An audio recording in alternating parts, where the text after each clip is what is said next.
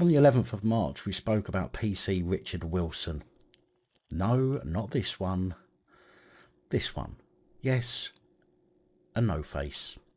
A constable who had been found out to have been sacked from 2 previous police forces before he applied for and was accepted into Northamptonshire Police. Always nice to see the recruitment process is rigorous enough to weed out those who shouldn't be employed by the oh wait, that's not quite right, is it? Anyway, when we reported on this on the 11th, we discussed how he was sacked for gross misconduct from his previous roles, although we don't know what forces he was hired and fired by at this point. He was facing another gross misconduct hearing, which has now been held. I guess it's of no surprise that Wilson, who's now once again a former PC, resigned before his hearing so that, in this particular case, at least he can say he wasn't sacked. The hearing held earlier this month, chaired by Chief Constable Nick Adderley, was told that Wilson was asked specifically if he had previous involvement in disciplinary proceedings. He obviously lied. A Northamptonshire Police statement said the former officer resigned prior to the hearing being held and did not attend. The constable considered the available evidence and found the allegations proven as gross misconduct. It was determined that, had former officer PC Wilson still been a serving police officer, he would have been dismissed. It was alleged that Wilson breached standards of professional behaviour between November 2019 and June 2020 in respect of his responses to questions on his vetting application to join Northamptonshire Police.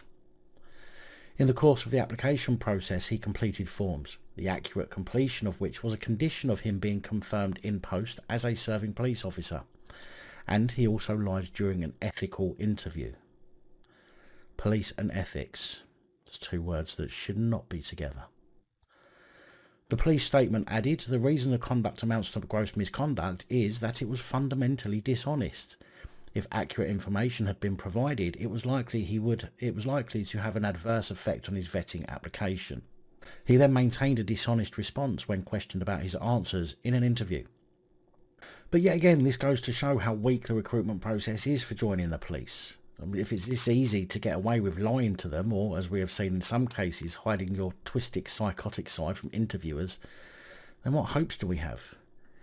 If we have people such as this lying toe-rag former PC Richard Wilson, David Carrick, and a whole load of cretins within the Met at Charing Cross Station, and people like Wayne Cousins, how many more lying and potentially dangerous police do we have lording it over us?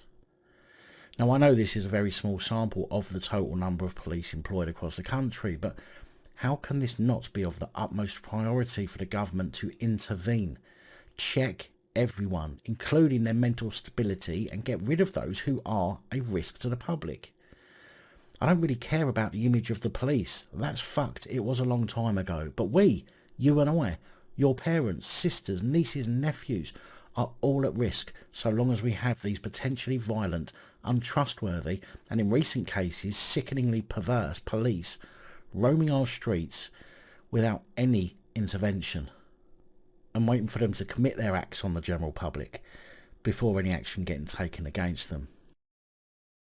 Big thank you to channel supporters, especially these guys. Your support is truly appreciated. Don't forget to like, share, comment and subscribe. Let me know your thoughts, as I know many of you will, and until next time, stay safe, look after each other, film the police and other officials.